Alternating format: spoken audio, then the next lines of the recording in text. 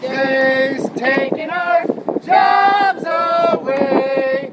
We did not wreck the economy.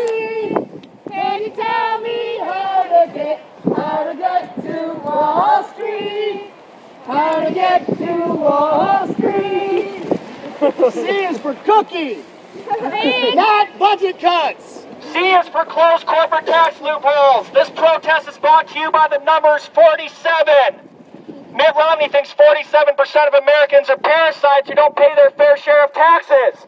But the truth is, the only parasites who don't pay their fair share of taxes are the millionaires and billionaires and corporations like Bain Capital and like Mitt Romney, who don't pay their fair share of taxes, who don't release their tax returns to the American people.